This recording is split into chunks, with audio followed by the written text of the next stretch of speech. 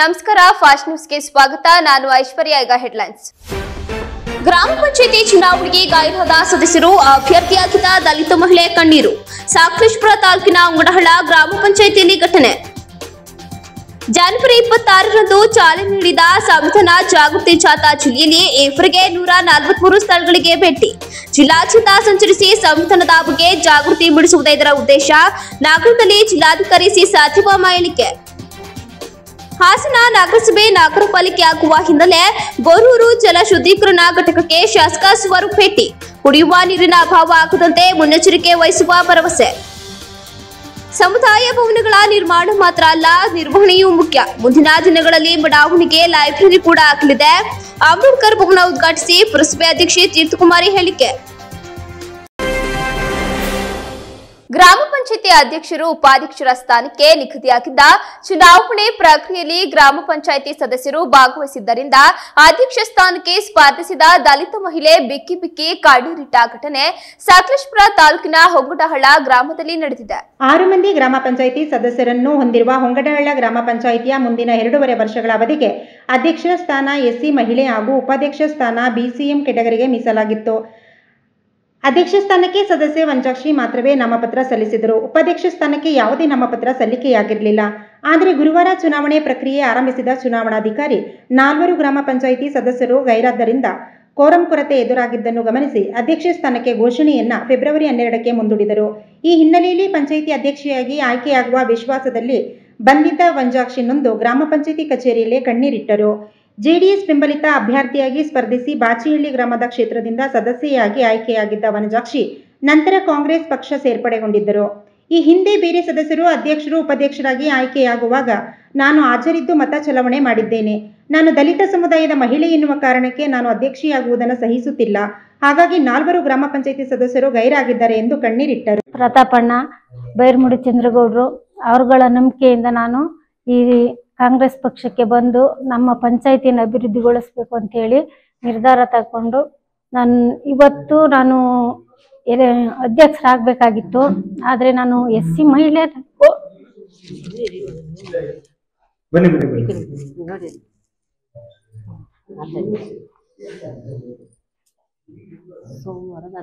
ನಾವು ಹೊಂಗಡಹಳ್ಳ ಪಂಚಾಯಿತಿಯಲ್ಲಿ 6 ಜನ ಸದಸ್ಯರು, ಒಬ್ರು ಅಧ್ಯಕ್ಷರು, ಒಬ್ರು ಉಪಾಧ್ಯಕ್ಷರು, 4 ಜನ ಸದಸ್ಯರುಗಳಿದ್ದು ಇವತ್ತು ನನ್ನ ಚುನಾವಣೆಗೆ 2 ಜನ ಇರುವುದರಿಂದ ಈ ಅಧ್ಯಕ್ಷ ಸ್ಥಾನ ಮುಂದೂಡಲಾಗಿದೆ. ಎಸ್ಸಿ ಕ್ಯಾಟಗರಿಯಿಂದ ನಾನು ಆಯ್ಕೆಯಾಗಿರುವುದರಿಂದ ಮುಂದಿನ ಸೋಮವಾರ ಅಧ್ಯಕ್ಷ ಸ್ಥಾನಕ್ಕೆ ನಾನು ಆಯ್ಕೆ ಆಗ್ತೀನಿ. ಅದೇ ರೀತಿ ನಾನು ಇಲ್ಲಿ ಬಂದು ನನ್ನನ್ನು ನಂಬಿ ಬಂದಿರೋಂಥ ಎಲ್ಲ ಅಧಿಕಾರಿಗಳಿಗೂ ನನ್ನ ಹೊಂದಿಸುತ್ತಾ ನಾನು ಒಂದೊಳ್ಳೆ ಕೆಲಸ ಮಾಡಬೇಕು, ನನ್ನ ಗ್ರಾಮಕ್ಕೆ ಅಭಿವೃದ್ಧಿ ಆಗಬೇಕು, ನಮ್ಮ ಪಂಚಾಯಿತಿ ಅಭಿವೃದ್ಧಿ ಆಗಬೇಕು ಅನ್ನೋದೊಂದೇ ಒಂದು ಕಾರಣಕ್ಕೆ ನಾನು ಪಕ್ಷಕ್ಕೆ ಬರ್ತೀನಿ, ಬಿಟ್ಟರೆ ಬೇರೆ ಯಾವ ಉದ್ದೇಶನೂ ಇಲ್ಲ. ಜನವರಿ 26ರ ಗಣರಾಜ್ಯ ದಿನದಂದು ಚಾಲನೆ ನೀಡಲಾಗಿದ್ದ ಸಂವಿಧಾನ ಜಾಗೃತಿ ಜಾಥಾ ಈವರೆಗೆ ಹಾಸನ ಜಿಲ್ಲೆಯ 143 ಸ್ಥಳಗಳಿಗೆ ಭೇಟಿ ನೀಡಿ ಪರಿಶೀಲನೆ ನಡೆಸಿದೆ ಎಂದು ಜಿಲ್ಲಾಧಿಕಾರಿ ಸಿ ಸತ್ಯಭಾಮ ಹೇಳಿದ್ದಾರೆ. ಡಿಸಿ ಕಚೇರಿ ಸಭಾಂಗಣದಲ್ಲಿ ಇಂದು ಸುದ್ದಿಗಾರರೊಂದಿಗೆ ಮಾತನಾಡಿದ ಅವರು, ಜನವರಿ 26ರಂದು ಜಿಲ್ಲಾ ಕ್ರೀಡಾಂಗಣದಲ್ಲಿ ಉಸ್ತುವಾರಿ ಸಚಿವರಾದ ಕೆಎನ್ ರಾಜಣ್ಣ ಅವರು ಜಾಗೃತಿ ವಾಹನಕ್ಕೆ ಚಾಲನೆ ನೀಡಿದರು. ಅದಾದ ಬಳಿಕ ಜಿಲ್ಲೆಯ ವಿವಿಧ ಭಾಗಗಳಿಗೆ 2 ಜಾಗೃತಿ ವಾಹನ ಸಂಚರಿಸಿ ಸಂವಿಧಾನದ ಬಗ್ಗೆ ಅರಿವು ಮೂಡಿಸುವ ಕೆಲಸ ಮಾಡಿದೆ ಎಂದರು. ಹಾಸನ ಜಿಲ್ಲೆಯಲ್ಲಿ ಇರುವ 264 ಗ್ರಾಮ ಪಂಚಾಯಿತಿಗಳು, 2 ನಗರಸಭೆ, 6 ಪಟ್ಟಣ ಪಂಚಾಯಿತಿಗಳ ಪೈಕಿ ಈವರೆಗೆ 138 ಗ್ರಾಮ ಪಂಚಾಯಿತಿ, 5 ಪಟ್ಟಣ ಪಂಚಾಯಿತಿ ಸೇರಿ 143 ಕಡೆ ಜಾಗೃತಿ ಕಾರ್ಯಕ್ರಮಗಳು ನಡೆದಿವೆ. ಕಾರ್ಯಕ್ರಮದಲ್ಲಿ ಸಂಪನ್ಮೂಲ ವ್ಯಕ್ತಿಗಳಿಂದ ಸಂವಿಧಾನದ ಬಗ್ಗೆ ಭಾಷಣ ಹಾಗೂ ಬೈಕ್, ಕಾಲ್ನಡಿಗೆ ಜಾಥಾ ಹಾಗೂ ಸಾಂಸ್ಕೃತಿಕ ಕಾರ್ಯಕ್ರಮಗಳ ಮೂಲಕ ಜಾಗೃತಿ ಮೂಡಿಸಲಾಗಿದೆ ಎಂದರು. ಹಾಸನ ತಾಲೂಕಿನ 37, ಬೇಲೂರು 38, ಹಾಲೂರು 16, ಹೊಳೆನರಸೀಪುರ 15, ಚನ್ನರಾಯಪಟ್ಟಣ 21, ಸಕಲೇಶಪುರ 13 ಗ್ರಾಮ ಪಂಚಾಯಿತಿಗಳಲ್ಲಿ ಸಂವಿಧಾನ ಜಾಗೃತಿ ಯಾತ್ರೆ ಸಂಚರಿಸಿದೆ. ಕಾರ್ಯಕ್ರಮದ ಬಗ್ಗೆ ಸಾಮಾಜಿಕ ಜಾಲತಾಣಗಳಲ್ಲಿ ಕೂಡ ಪ್ರಚಾರ ಮಾಡುವ ಕೆಲಸವನ್ನ ಜಿಲ್ಲಾಡಳಿತ ಹಾಗೂ ಸಮಾಜ ಕಲ್ಯಾಣ ಇಲಾಖೆ ವತಿಯಿಂದ ಮಾಡಲಾಗಿದೆ ಎಂದರು. ಅಂದರೆ ನಮ್ಮ ಗಣರಾಜ್ಯೋತ್ಸವದ ದಿನದಂದು ನಾವು ಸಂವಿಧಾನ ಜಾಗೃತಿ ಜಾಥಾ ಅಂತ ಅಂದ್ಬಿಟ್ಟು ನಮ್ಮ ಜಿಲ್ಲೆಯಾದ್ಯಂತ 2 ವಾಹನಗಳಿಗೆ ನಾವು ಚಾಲನೆ ಕೊಟ್ವಿ. ಸಂವಿಧಾನ ಜಾಗೃತಿ ಜಾಥಾದ ರಥ ಅಂತ ಅಂದ್ಬಿಟ್ಟು 2 ವಾಹನಗಳಿಗೆ ನಾವು ಚಾಲನೆ ಕೊಟ್ವಿ. 564 ಪಂಚಾಯಿತಿ ವ್ಯಾಪ್ತಿಯಲ್ಲಿ ನಮ್ಮ ಎಲ್ಲ ನಗರ ಸ್ಥಳೀಯ ಸಂಸ್ಥೆ 2 ನಗರಸಭೆ 4 ಪಟ್ಟಣ ಪಂಚಾಯಿತಿ 4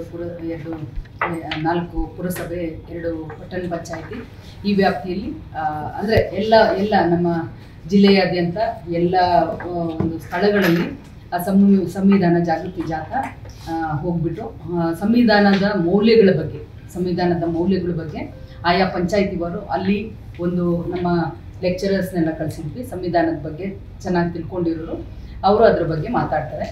ನಮ್ಮ ಹಕ್ಕುಗಳೇನು, ನಮ್ಮ ಕರ್ತವ್ಯಗಳೇನು, ಸೊ ಸಂವಿಧಾನದ ಎಲ್ಲ ಮೌಲ್ಯಗಳ ಬಗ್ಗೆ ಮಾತಾಡುವಂಥ ಸಂವಿಧಾನ ಜಾಗೃತಿ ಜಾಥಾವನ್ನು ಈಗಾಗಲೇ ನಾವು ಪ್ರಾರಂಭ ಮಾಡಿದ್ದೀವಿ. ಈಗಾಗಲೇ ಜಾಥಾಕ್ಕೆ ಒಳ್ಳೆ ಪೂರ್ಣ ಕುಂಭ ಸ್ವಾಗತ ಆಗಲಿ, ಆಮೇಲೆ ಜನರು ಡೊಳ್ಳು ಇದು ಮಾಡೋದ್ರ ಮೂಲಕ ತಟ್ಟೆ ಬಾರಿಸೋದ್ರ ಮೂಲಕ ಸ್ವಾಗತವನ್ನು ಕೊಡ್ಕೊಂಡು ಪ್ರತಿಯೊಂದು ಪಂಚಾಯಿತಿ ಆಯಾ ಕ್ಷೇತ್ರದ ಶಾಸಕರು, ಜನಪ್ರತಿನಿಧಿಗಳು, ಎಲ್ಲ ಸಾರ್ವಜನಿಕರು, ಸಮಾಜದ ವಿವಿಧ ಮುಖಂಡರುಗಳು ಸೊ ಅವರು ಸ್ವಾಗತ ಮಾಡ್ತಾ ಇದ್ದಾರೆ. ಭಾಳಷ್ಟು ಚೆನ್ನಾಗಿ ಅದ್ಭುತವಾದ ಪ್ರತಿಕ್ರಿಯೆ ನಮ್ಮ ಜಿಲ್ಲೆಯಲ್ಲಿದೆ. ಎಲ್ಲ ಪಂಚಾಯಿತಿ ವ್ಯಾಪ್ತಿಯಲ್ಲಿ ನಗರ ಸ್ಥಳೀಯ ಸಂಸ್ಥೆಯಲ್ಲಿ ಈಗಾಗಲೇ ಇದೆ. ಇದುವರೆಗೂ ನಮ್ಮ ಜಿಲ್ಲೆಯಲ್ಲಿ ಸುಮಾರು 143 ಪಂಚಾಯಿತಿಗಳನ್ನು ನಾವು 143 ಕಡೆ 4 ಪಟ್ಟಣ ಪಂಚಾಯಿತಿಗಳು 2 ಪಟ್ಟಣ ಪಂಚಾಯಿತಿಗಳು 2 ಪುರಸಭೆಗಳು ಈ ಥರ ನಾವು ಕವರ್ ಮಾಡಿದ್ದೀವಿ. ಸೊ ನಮಗೆ ಇನ್ನು ಇದು ಏನು ನಮ್ಮ ಸಂವಿಧಾನ ಜಾಗೃತಿ ರಥ ಫೆಬ್ರವರಿ 23ಕ್ಕೆ ಕೊನೆಗೊಳ್ಳುತ್ತೆ. ಕೊನೆಗೊಳ್ಳೋ ದಿವಸ ತಮಗೆ ಗೊತ್ತಿದೆ ಅರಸೀಕೆರೆಯ ಒಂದು ರೈಲ್ವೆ ಸ್ಟೇಷನ್ನು, ಹಾಗೆ ನರಸೀಪುರದ ರೈಲ್ವೆ ಸ್ಟೇಷನ್ನು, ಕ್ಷಮಿಸಿ ಹೊಳೆನರಸೀಪುರದ ರೈಲ್ವೆ ಸ್ಟೇಷನ್ನು, ಹಾಗೆ ನಮ್ಮ AK ಬೋರ್ಡಿಂಗ್ ಹೋಮ್ ಅಂತಂದ್ಬಿಟ್ಟು ಹಾಸನದಲ್ಲಿದೆ. ಸೊ ಅಲ್ಲಿ ಕೊನೆಯ ದಿನ ಅದ್ಭುತವಾದ ಅಂದರೆ ಒಂದು ಒಳ್ಳೆ ಗ್ರ್ಯಾಂಡ್ ಫಂಕ್ಷನ್ ನಾವು ಮಾಡಿಬಿಟ್ಟು ಅದಕ್ಕೆ ತೆರೆ ಎಳೆದ್ಬಿಟ್ಟು ನಮ್ಮ ಜಿಲ್ಲೆಯಲ್ಲಿ ಏನು ಸಂಚಾರ ಮಾಡಿದ್ದು ಅದಕ್ಕೆ ತೆರೆ ಎಳೆದ್ಬಿಟ್ಟು ನಾವು ರಾಜ್ಯ ಮಟ್ಟಕ್ಕೆ ಕಳಿಸ್ಕೊಡ್ತಾ ಇದ್ವಿ. ಹಾಸನ ನಗರಸಭೆ ನಗರ ಪಾಲಿಕೆ ಆಗುತ್ತಿರುವ ಹಿನ್ನೆಲೆಯಲ್ಲಿ ಕುಡಿಯುವ ನೀರಿಗೆ ಅಭಾವ ಆಗದಂತೆ ಮುಂಜಾಗ್ರತಾ ಕ್ರಮವಾಗಿ ಗೊರೂರು ಅಮೃತ್ ಕುಡಿಯುವ ನೀರು ಸರಬರಾಜು ಯೋಜನೆ ಘಟಕದ ಜಲಶುದ್ಧೀಕರಣ ಘಟಕಕ್ಕೆ ಶಾಸಕ ಸುವಾರು ಭೇಟಿ ನೀಡಿ ಪರಿಶೀಲನೆ ನಡೆಸಿದರು. ನಗರ ನೀರು ಸರಬರಾಜು ಮತ್ತು ಒಳಚರಂಡಿ ಮಂಡಳಿ ಸಹಾಯಕ ಕಾರ್ಯಪಾಲಕ ಅಭಿಯಂತರಾದ ಮಂಜುನಾಥ್, ಸಹಾಯಕ ಇಂಜಿನಿಯರ್ ಆನಂದ್, ನಗರಸಭೆ ಆಯುಕ್ತ ಯೋಗನಂದ್, ಎಲೆಕ್ಟ್ರಿಕಲ್ ಇಂಜಿನಿಯರ್ ಕವಿತಾ ಸೇರಿದಂತೆ ಇನ್ನಿತರ ಅಧಿಕಾರಿಗಳೊಂದಿಗೆ ಗೊರೂರಿನ ಹಿಮಾವತಿ ಜಲಾಶಯದ ಬಳಿ ಇರುವ ಜಲ ಶುದ್ಧೀಕರಣ ಘಟಕಕ್ಕೆ ಭೇಟಿ ನೀಡಿ ಪರಿಶೀಲನೆ ನಡೆಸಿ ನೀರಿನ ಲಭ್ಯತೆ ಬಗ್ಗೆ ಅಧಿಕಾರಿಗಳೊಂದಿಗೆ ಮಾಹಿತಿ ಪಡೆದರು. ನಂತರ ಸುದ್ದಿಗಾರರೊಂದಿಗೆ ಮಾತನಾಡಿದ ಅವರು, ಪ್ರಸ್ತುತ ಹಾಸನ ನಗರಕ್ಕೆ ಪ್ರತಿದಿನ 30 MLD ನೀರಿನ ಅಗತ್ಯ ಇದೆ. ನಗರಸಭೆ ನಗರ ಪಾಲಿಕೆ ಆದಾಗ 38 MLD ನೀರಿನ ಅಗತ್ಯ ಸರಬರಾಜು ಆಗಬಹುದು. ಈ ಹಿನ್ನೆಲೆಯಲ್ಲಿ ಡ್ಯಾಂನಲ್ಲಿ ನೀರಿನ ಸಂಗ್ರಹ ಹಾಗೂ ಲಭ್ಯತೆ ಬಗ್ಗೆ ಮಾಹಿತಿ ಪಡೆದಿದ್ದೇನೆ ಎಂದರು. ಕುಡಿಯುವ ನೀರಿಗೆ ಯಾವುದೇ ಸಮಸ್ಯೆ ಇಲ್ಲ. ಬರಗಾಲದಲ್ಲಿ ಕೂಡ ಹಾಸನದ ಜನರಿಗೆ ಸಮರ್ಪಕ ಕುಡಿಯುವ ನೀರು ಒದಗಿಸಲು ಸಾಕಷ್ಟು ನೀರು ಲಭ್ಯವಿದೆ. ಪ್ರಮುಖವಾಗಿ ನಗರ ಪಾಲಿಕೆಗೆ ಒಳಪಟ್ಟಿರುವ 25 ಹಳ್ಳಿಗಳಿಗೆ ನೀರಿನ ಸಮಸ್ಯೆ ಎದುರಾಗಬಹುದು. ಆ ಗ್ರಾಮಗಳಿಗೆ ಬೋರ್ವೆಲ್ ಅಥವಾ ಟ್ಯಾಂಕರ್ ಮೂಲಕ ನೀರು ಒದಗಿಸಲು ಆಯೋಜಿಸಲಾಗಿದೆ ಎಂದರು. ಕುಡಿಯುವ ನೀರಿನ ಅಭಾವ ನಿಯಂತ್ರಿಸಲು ಈಗಾಗಲೇ ರಾಜ್ಯ ಸರ್ಕಾರ ಜಿಲ್ಲಾಧಿಕಾರಿಗಳ ಮೂಲಕ ಪ್ರತಿ ಶಾಸಕರಿಗೆ 60 ರಿಂದ 70 ಲಕ್ಷ ಅನುದಾನ ನೀಡಿದ್ದು, ಜಿಲ್ಲಾ ಉಸ್ತುವಾರಿ ಸಚಿವರು ಹಾಗೂ ಜಿಲ್ಲಾಧಿಕಾರಿಗಳ ಜೊತೆ ಅತಿ ಶೀಘ್ರವಾಗಿ ಬರ ನಿರ್ವಹಣೆ ಕುರಿತು ಸಭೆ ನಡೆಸಿ ಕುಡಿಯುವ ನೀರಿನ ಕೊರತೆ ಆಗದಂತೆ ಕ್ರಮ ಕೈಗೊಳ್ಳಲಾಗುವುದು ಎಂದರು. ನಗರಸಭೆ ಆಯುಕ್ತ ಯೋಗನಂದ್ ಅವರು ಮಾತನಾಡಿ, ಹಾಸನ ನಗರಕ್ಕೆ ಕುಡಿಯುವ ನೀರಿಗೆ ಯಾವುದೇ ತೊಂದರೆ ಇಲ್ಲ. ಆದರೆ ಬೇಸಿಗೆ ಸಂದರ್ಭದಲ್ಲಿ ವಿದ್ಯುತ್ ವ್ಯತ್ಯಯ ಆದಾಗ ಮಾತ್ರ ಕೆಲವೊಮ್ಮೆ ನೀರಿನ ಸಮಸ್ಯೆ ಎದುರಾಗಿದೆ. ಆದರೆ ನೀರಿನ ಲಭ್ಯತೆಯ ಯಾವುದೇ ಕೊರತೆ ಇಲ್ಲ ಎಂದು ಸ್ಪಷ್ಟಪಡಿಸಿದರು. ಸಮುದಾಯ ಭವನಗಳು ಕೇವಲ ನಿರ್ಮಾಣವಾದರೆ ಸಾಲದು, ಅವುಗಳನ್ನು ಸಮರ್ಪಕವಾಗಿ ನಿರ್ವಹಣೆ ಮಾಡಬೇಕೆಂದು ಪುರಸಭೆ ಅಧ್ಯಕ್ಷೆ ತೀರ್ಥಕುಮಾರಿ ವೆಂಕಟೇಶ್ ಹೇಳಿದರು. ಪಟ್ಟಣದ 16ನೇ ವಾರ್ಡ್ ಶಂಕರದೇವರಪೇಟೆಯಲ್ಲಿ ನಿರ್ಮಾಣಗೊಂಡಿದ್ದ ಅಂಬೇಡ್ಕರ್ ಸಮುದಾಯ ಭವನವನ್ನು ಉದ್ಘಾಟಿಸಿ ಮಾತನಾಡಿದ ಅವರು, ಈ ಹಿಂದೆ ಸಾರ್ವಜನಿಕರ ಬೇಡಿಕೆಯಂತೆ ಸಫಾಯಿ ಕರ್ಮಚಾರಿ ಆಯೋಗದ ಅಧ್ಯಕ್ಷರಾಗಿದ್ದ MR ವೆಂಕಟೇಶ್ ಅವಧಿಯಲ್ಲಿ 25 ಲಕ್ಷ ಅವಧಿಯಲ್ಲಿ ನಿರ್ಮಾಣವಾಗಿತ್ತು. ಆದರೆ ಅದನ್ನು ಸರಿಯಾದ ರೀತಿಯಲ್ಲಿ ನಿರ್ವಹಣೆ ಮಾಡದೆ ನೆನಗುಂದಿಗೆ ಬಿದ್ದಿತ್ತು. ಅದನ್ನು ನಾವು ವಾರ್ಡ್ ಸಭೆ ನಡೆಸಿದಾಗ ಇಲ್ಲಿಯ ಸ್ಥಳೀಯ ಸದಸ್ಯರು ಹಾಗೂ ಸಾರ್ವಜನಿಕರ ಅಭಿಪ್ರಾಯ ಸಂಗ್ರಹಿಸಿ ಪಟ್ಟಣದಲ್ಲಿ ಹೈಟೆಕ್ ಮಾದರಿಯಲ್ಲಿ ಸಮುದಾಯ ಭವನವನ್ನು ನಿರ್ಮಾಣ ಮಾಡಿದ್ದು, ಅದನ್ನು ಸಮರ್ಪಕವಾಗಿ ಸ್ಥಳೀಯ ನಿವಾಸಿಗಳು ನಿರ್ವಹಣೆ ಮಾಡಬೇಕು. ಇಲ್ಲಿ ಬಡ ವಿದ್ಯಾರ್ಥಿಗಳು ಇರುವುದರಿಂದ ಇಲ್ಲಿ ಒಂದು ಲೈಬ್ರರಿ ಅವಶ್ಯಕತೆ ಇತ್ತು. ಅದನ್ನು ನಾವು ನೀಡುವುದರ ಜೊತೆಗೆ ರಸ್ತೆ ಹಾಗೂ ಇನ್ನಿತರ ಮೂಲಭೂತ ಸೌಕರ್ಯಗಳನ್ನು ನೀಡುವುದಾಗಿ ಭರವಸೆ ನೀಡಿದರು.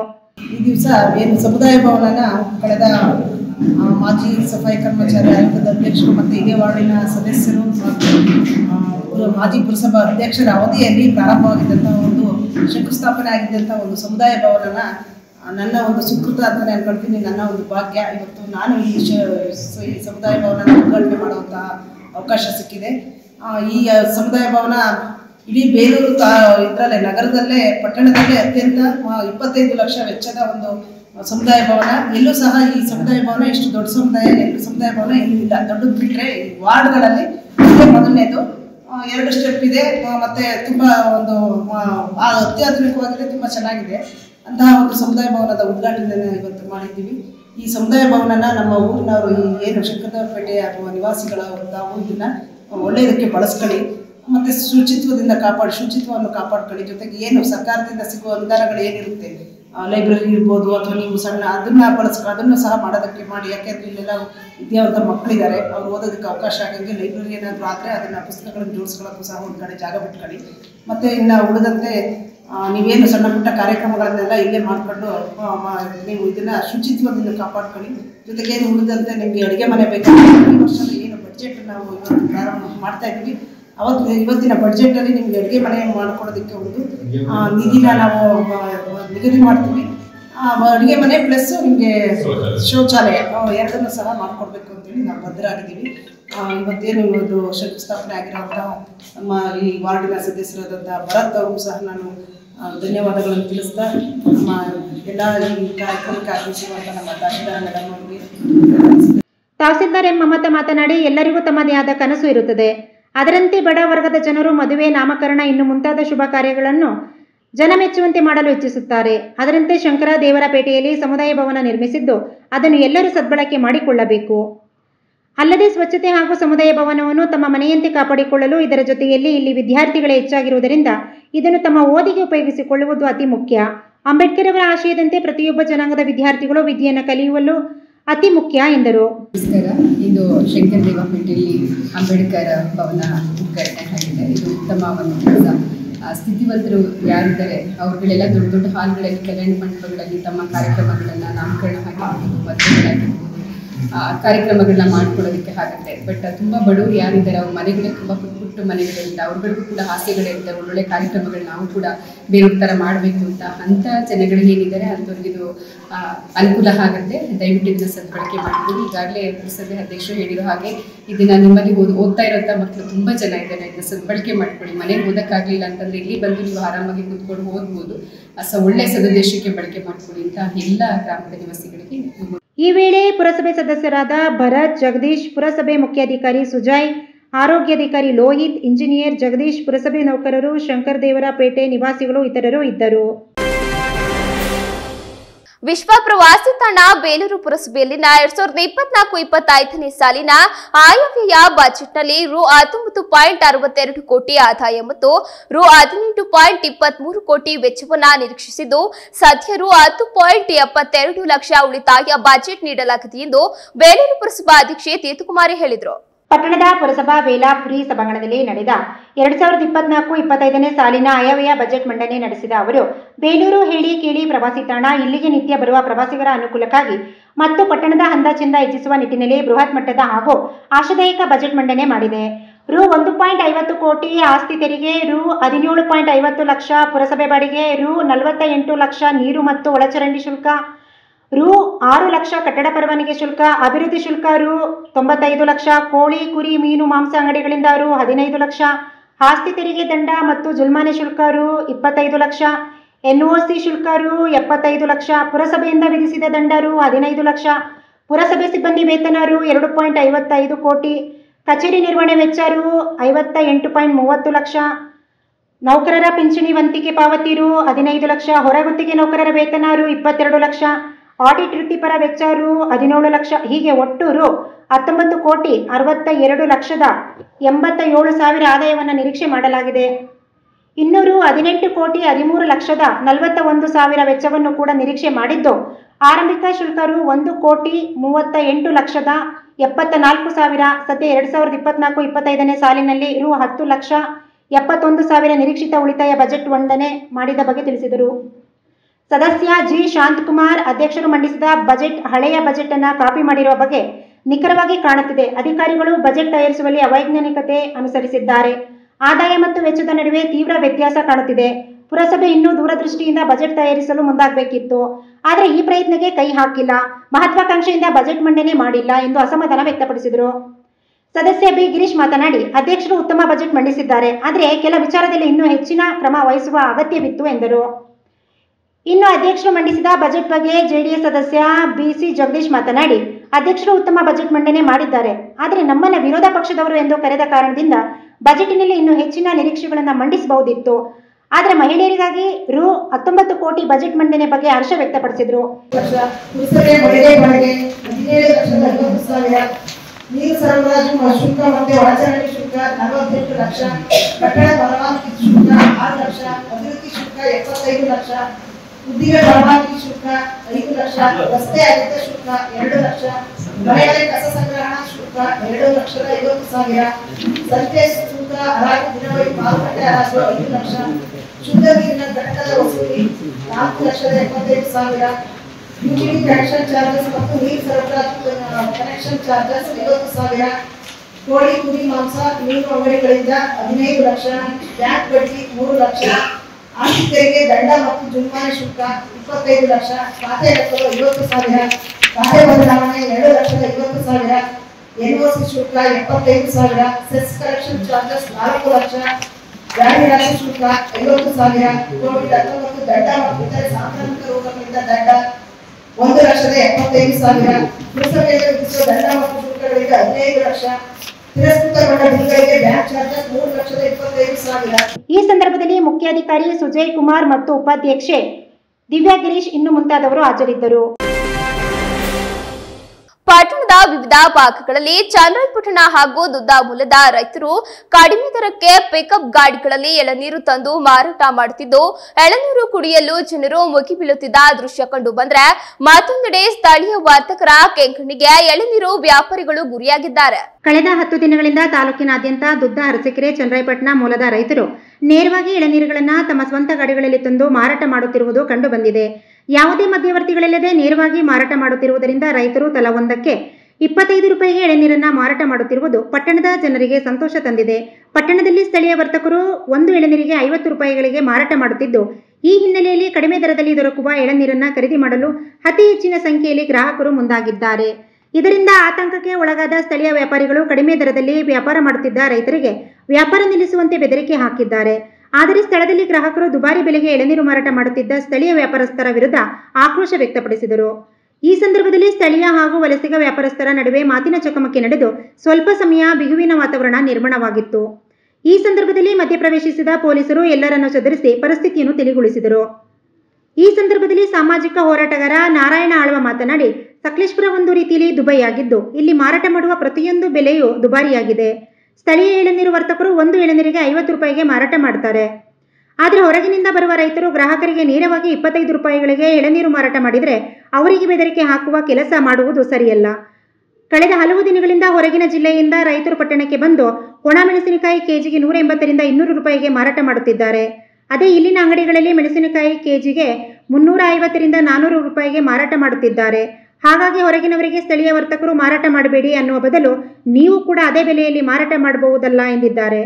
ಇದೇ ರೀತಿಯಲ್ಲಿ ಹಲವು ಗ್ರಾಹಕರು ತಮ್ಮ ಅನಿಸಿಕೆಗಳನ್ನು ಮಾಧ್ಯಮದೊಂದಿಗೆ ವ್ಯಕ್ತಪಡಿಸಿದ್ದಾರೆ. ಸಕಲೇಶಪುರದಲ್ಲಿ ಎಲ್ಲ ಕಡೆ ಹಾಸನಿಂದ ಎಳ್ಳಿ ತಂದು ಇಲ್ಲಿ ಹಳಬರೆಲ್ಲ ಮಾರ್ತಾ ಇದ್ರು. ಆದರೆ ಅವರು ಹೇಳಿಕೆ ರೇಟ್ ಆಗುತ್ತೆ. ಅವರು 50 ರೂಪಾಯಿ 40, 45, 50 ರೂಪಾಯಿಗಿಂತ ಎಳ್ಳಿ ಅವರು ಯಾರು ಕೊಡ್ತಾ ಇಲ್ಲ.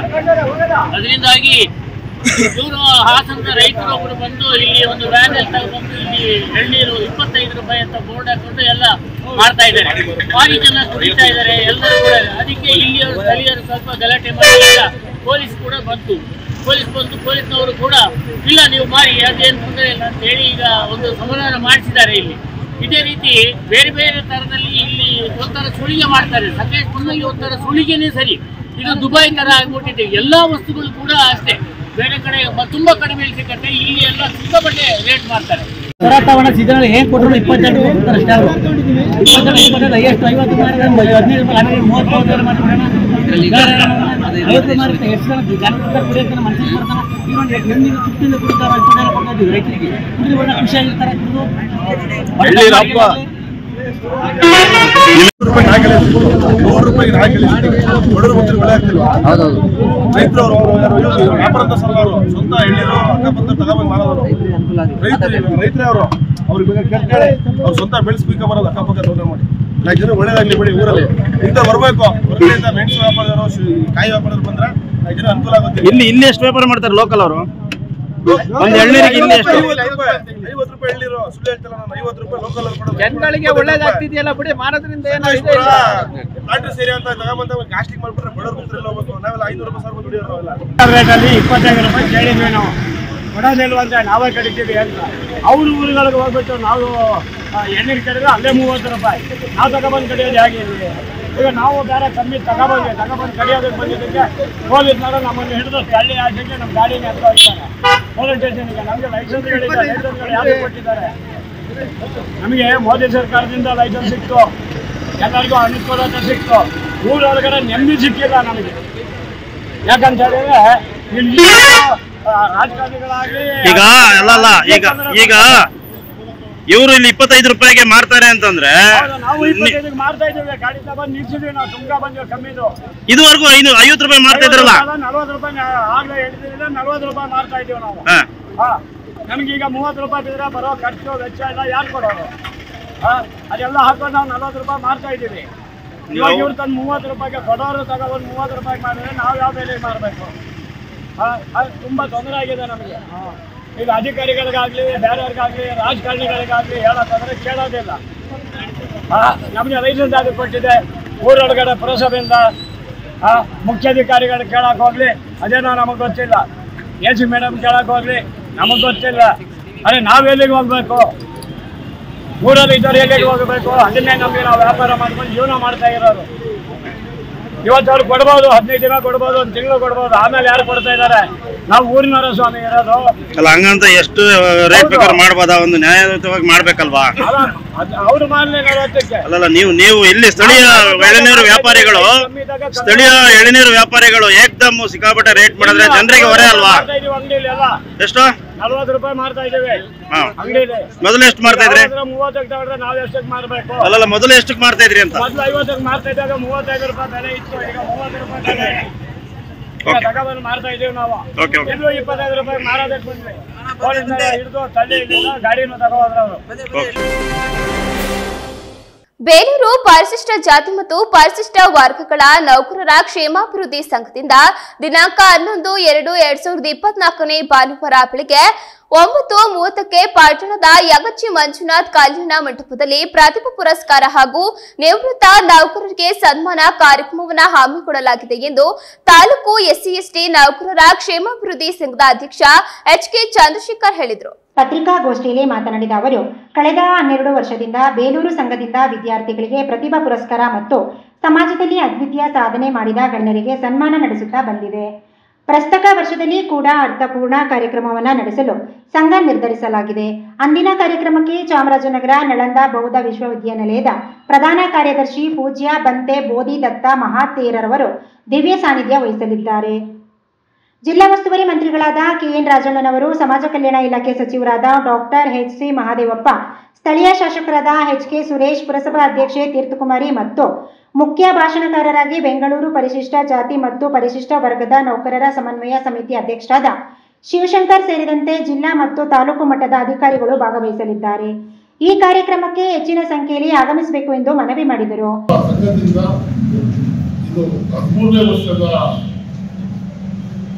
ಪ್ರತಿಭಾ ಪುರಸ್ಕಾರ ಮತ್ತು ನಿವೃತ್ತ ನೌಕರರಿಗೆ ಸನ್ಮಾನ ಕಾರ್ಯಕ್ರಮವನ್ನು ಏರ್ಪಡಿಸಲಾಗಿದೆ. ಈ ಕಾರ್ಯಕ್ರಮಕ್ಕೆ ಮಾನ್ಯ ಸಚಿವರಾದಂತಹ KN ರಾಜಣ್ಣ ಅವರು ಆಗಮಿಸ್ತಾ ಇದ್ದಾರೆ. ಹಾಗೆ ಸಮಾಜ ಕಲ್ಯಾಣ ಇಲಾಖೆಯ ಸಚಿವರಾದಂತಹ ಶ್ರೀಯುತ ಡಾಕ್ಟರ್ SC ಮಹಾದೇವಪ್ಪ ಅವರು ಬರ್ತಾ ಇದ್ದಾರೆ. ಹಾಗೆ ನಮ್ಮ ತಾಲೂಕಿನ ಶಾಸಕರಾದಂತಹ ಶ್ರೀಯುತ ಉಳ್ಳಳ್ಳಿ ಸುರೇಶ್ ಅವರು ಬರ್ತಾ ಇದ್ದಾರೆ. ಜೊತೆಗೆ ನಮ್ಮ ಪುರಸಭಾ ಅಧ್ಯಕ್ಷರಾದಂತಹ ಶ್ರೀಮತಿ ತೀರ್ಥಕುಮಾರಿ ವೆಂಕಟೇಶ್ವರ ಕೂಡ ಬರ್ತಾ ಇದ್ದಾರೆ. ಜೊತೆಗೆ ಮುಖ್ಯ ಭಾಷಣಕಾರರಾಗಿ ಶಿವಶಂಕರ್ ಅವರು ಕೂಡ ಬರ್ತಾ ಇದ್ದಾರೆ.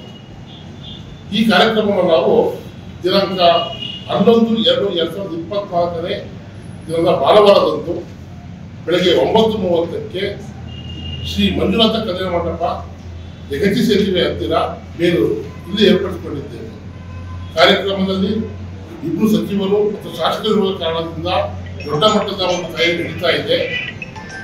ಈ ಕಾರ್ಯಕ್ರಮಕ್ಕೆ ನಮ್ಮ ನೌಕರ ಸಂಘದ ಸುಮಾರು 300 ಸದಸ್ಯರು ಕೂಡ ಭಾಗವಹಿಸ್ತಾ ಇದ್ದಾರೆ.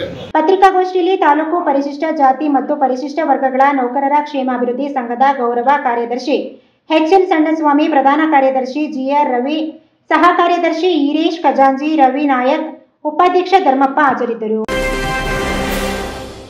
ಜಿಲ್ಲಾ ಕಾಂಗ್ರೆಸ್ ವತಿಯಿಂದ ನೂತನವಾಗಿ ನಿಗಮ ಮಂಡಳಿ ಸದಸ್ಯರಾಗಿ ಆಯ್ಕೆಯಾಗಿರುವ ಶಾಸಕ ಕೆಎಂ ಶಿವಲಿಂಗೇಗೌಡ ಅವರಿಗೆ ಇದೇ ಫೆಬ್ರವರಿ 11ರಂದು ಅಭಿನಂದನಾ ಕಾರ್ಯಕ್ರಮ ಆಯೋಜಿಸಲಾಗಿದೆ ಎಂದು ಕಾಂಗ್ರೆಸ್ ಸಮಿತಿ ಜಿಲ್ಲಾಧ್ಯಕ್ಷ ಎಎಚ್ ಲಕ್ಷ್ಮಣ್ ತಿಳಿಸಿದರು. ನಗರದಲ್ಲಿ ಇಂದು ಸುದ್ದಿಗಾರರೊಂದಿಗೆ ಮಾತನಾಡಿದ ಅವರು, ಹಾಸನ ಜಿಲ್ಲೆಯ ಏಕೈಕ ಕಾಂಗ್ರೆಸ್ ಶಾಸಕರಾಗಿರುವ ಶಾಸಕ ಶಿವಲಿಂಗೇಗೌಡ ಅವರಿಗೆ ಗೌರವ ಸಲ್ಲಿಸುವ ಸಲುವಾಗಿ ಈ ಕಾರ್ಯಕ್ರಮವನ್ನು ಆಯೋಜಿಸಲಾಗಿದೆ ಎಂದರು. ನೂತನವಾಗಿ ನಿಗಮ ಮಂಡಳಿಗೆ ಆಯ್ಕೆಯಾಗಿರುವ ಶಿವಲಿಂಗೇಗೌಡ ಅವರಿಗೆ ಜಿಲ್ಲಾ ಕಾಂಗ್ರೆಸ್ ಹಾಗೂ ಅಭಿಮಾನಿಗಳ ವತಿಯಿಂದ ನಡೆಯುವ ಅಭಿನಂದನಾ ಸಮಾರಂಭಕ್ಕೆ ಜಿಲ್ಲಾ ಉಸ್ತುವಾರಿ ಸಚಿವ ಕೆಎನ್ ರಾಜಣ್ಣ ಸೇರಿದಂತೆ ಅನೇಕ ಗಣ್ಯರು ಭಾಗವಹಿಸಲಿದ್ದಾರೆ ಎಂದರು. ಡಿಸಿ ಕಚೇರಿ ಎದುರಿನ ರಸ್ತೆಯಲ್ಲಿ ಕಾರ್ಯಕ್ರಮ ನಡೆಯಲಿರುವ ಕಾರ್ಯಕ್ರಮಕ್ಕೆ ಜಿಲ್ಲೆಯ ಎಲ್ಲಾ ವಿಧಾನಸಭಾ ಕ್ಷೇತ್ರಗಳ ಕಾಂಗ್ರೆಸ್ ಕಾರ್ಯಕರ್ತರು ಸೇರಿ 5,000 ಜನ ಸೇರುವ ನಿರೀಕ್ಷೆ ಇದೆ. ಹೆಚ್ಚಿನ ಸಂಖ್ಯೆಯಲ್ಲಿ ಕಾಂಗ್ರೆಸ್ ಮುಖಂಡರು, ಕಾರ್ಯಕರ್ತರು ಭಾಗವಹಿಸಿ ಯಶಸ್ವಿಗೊಳಿಸಬೇಕು ಎಂದು ಮನವಿ ಮಾಡಿದರು. ಇದೇ ವೇಳೆ ಹಾಸನ ಜಿಲ್ಲಾ ಕಾಂಗ್ರೆಸ್ನಲ್ಲಿ ಯಾವುದೇ ಬಣ ರಾಜಕೀಯ ಇಲ್ಲ, ಎಲ್ಲರನ್ನ ಒಟ್ಟಿಗೆ ತೆಗೆದುಕೊಂಡು ಹೋಗುವ ನಿಟ್ಟಿನಲ್ಲಿ ಕೆಲಸ ಮಾಡಲಾಗುವುದು ಎಂದರು. ಜೊತೆಗೆ ಲೋಕಸಭಾ ಚುನಾವಣೆಗೆ ಹಾಸನ ಜಿಲ್ಲೆಯಿಂದ ಈಗಾಗಲೇ ಎಚ್.ಕೆ. ಜವರೇಗೌಡ, ಎಂ.ಎ. ಗೋಪಾಲಸ್ವಾಮಿ, ವಿಜಯಕುಮಾರ್, ವಿನಯ್ ಗಾಂಧಿ, ಶ್ರೇಯಸ್ ಪಾಟೀಲ್ ಸೇರಿದಂತೆ ಅನೇಕ ಆಕಾಂಕ್ಷಿಗಳ ಪಟ್ಟಿಯನ್ನು ರಾಜ್ಯ ಹೈಕಮಾಂಡ್ಗೆ ಸಲ್ಲಿಸಲಾಗಿದೆ. ಮುಂದಿನ ನಿರ್ಧಾರ ಹೈಕಮಾಂಡ್ ಕೈಯಲ್ಲಿದೆ ಎಂದರು. ಜಿಲ್ಲೆಗೆ ಬಹಳ ಈಗಾಗಲೇ ನಮಗೆ ಒಂದು ಮಂತ್ರಿಯನ್ನ ಕೊಡಬೇಕಾಗಿತ್ತು, ಆದರೂ ಕೂಡ ಸರ್ಕಾರ ಒಂದು ಕ್ಯಾಬಿನೆಟ್ ದರ್ಜೆ ಗೃಹ ನಿರ್ಮಾಣ ಮಂಡಳಿಯ ಅಧ್ಯಕ್ಷರ ಸ್ಥಾನವನ್ನು ಕೊಟ್ಟಿದೆ. ಏಕೈಕ ಶಾಸಕರಾದಂಥ ನಾಯಕರಾದಂಥ ಶಿವಲಿಂಗೇಗೌಡರಿಗೆ ಅವರಿಗೆ ನಮ್ಮ ಜಿಲ್ಲಾ ಕಾರ್ಯಕರ್ತರ ಪರವಾಗಿ, ಜಿಲ್ಲಾ ಕಾಂಗ್ರೆಸ್ ಸಮಿತಿಯ ಪರವಾಗಿ ಒಂದು ಸನ್ಮಾನ ಸಮಾರಂಭ ಹಾಗೂ ಸರ್ಕಾರಕ್ಕೊಂದು ಅಭಿನಂದನೆಯನ್ನ ಇಟ್ಕೊಂಡಿದ್ದೀವಿ. ಆ ಸಮಾರಂಭಕ್ಕೆ ನಮ್ಮವರು ಸಹ ಬರಲಿದ್ದಾರೆ. ಹಾಗೇನೆ ಅಂತ ಒಂದು ವಿಶೇಷವಾದ ಸಂದರ್ಭಕ್ಕೆ ತಾವು ಎಲ್ಲರೂ ಕೂಡ ತಮ್ಮೆಲ್ಲರೂ ಕೂಡ ಆತ್ಮೀಯವಾಗಿ ಸ್ವಾಗತವನ್ನು ಮಾಡಬೇಕು. ಎಲ್ಲರಿಗೂ ಕೂಡ ತಮ್ಮ ಮುಖಾಂತರ ಈ ಒಂದು ಹಬ್ಬದ ವಾತಾವರಣ ಗೊತ್ತಾಗಬೇಕು ನಮ್ಮ ಕಾರ್ಯಕರ್ತರಿಗೆ ನಿಮ್ಮ ಮುಖಾಂತರ ಅಂತೇಳಿ ನಿಮ್ಮನ್ನೂ ಕರೆಯುವ ಒಂದು ಉದ್ದೇಶದಿಂದ ಮತ್ತೆ ಎಲ್ಲರಿಗೂ ಕೂಡ ತಿಳಿಸುವಂತ ಉದ್ದೇಶದಿಂದ ಇವತ್ತು ನಾವೊಂದು ಸುದ್ದಿಗೋಷ್ಠಿಯಲ್ಲಿ ಕಾಂಗ್ರೆಸ್ ಮುಖಂಡರಾದ M A. Gopalaswamy, H K. Mahesh, B K. Rangaswamy, Kadakade Peer Sab, Vijayakumar, Mahesh ಇತರರು ಇದ್ದರು. ವಾಹನಗಳ ಮಾಲೀಕರು ಅಂತಿಮ ಗಡುವಿನೊಳಗೆ ತಮ್ಮ ವಾಹನಗಳಿಗೆ ಐಸೆಕ್ಯೂರಿಟಿ ರಿಜಿಸ್ಟ್ರೇಷನ್ ಪ್ಲೇಟ್ಗಳನ್ನು ಅಳವಡಿಸಿಕೊಳ್ಳಬೇಕು ಎಂದು ಸಕಲೇಶಪುರ ಪ್ರಾದೇಶಿಕ ಸಹಾಯಕ ಸಾರಿಗೆ ಅಧಿಕಾರಿ ಮಧುರಾ ಹೇಳಿದರು.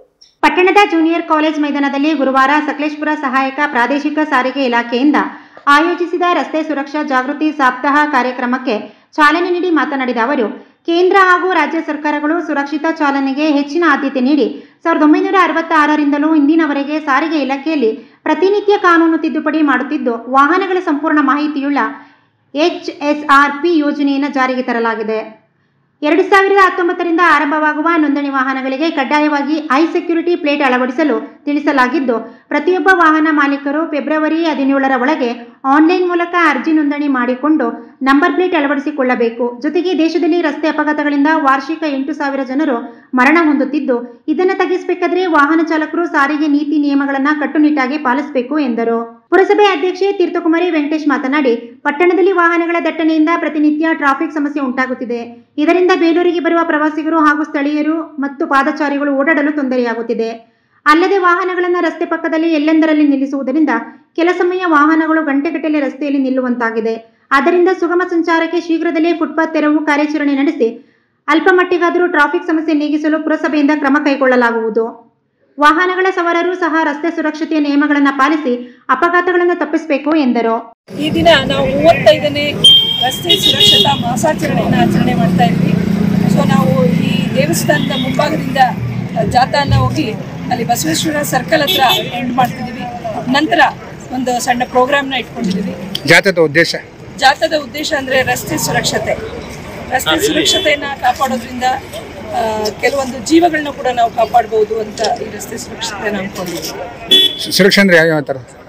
ಹೆಲ್ಮೆಟ್ನ ಧರಿಸ್ಬೇಕು, ಸೀಟ್ ಬೆಲ್ಟನ್ನು ಹಾಕಬೇಕು, ಆಮೇಲೆ ಎಡಪಥದಲ್ಲೇ ಚಲಿಸಬೇಕು, ಡಾಕ್ಯುಮೆಂಟ್ಸ್ ಇಲ್ಲದೇನೆ ಅಥವಾ DL ಇಲ್ಲದೇನೆ ಯಾರನ್ನು ವಾಹನ ಚಲಾವಣೆ ಮಾಡಬಾರ್ದು, ಮತ್ತು 18 ತುಂಬದೇನೆ ಅಪ್ರಾಪ್ತ ವಯಸ್ಕರಿಗೆ ವಾಹನವನ್ನು ನೀಡಬಾರ್ದು, ಆಮೇಲೆ ಪೋಷಕರೆಲ್ಲರೂ ಇದಕ್ಕೆ ಸಹಕರಿಸಬೇಕು ಅಂತ ಮನವಿ.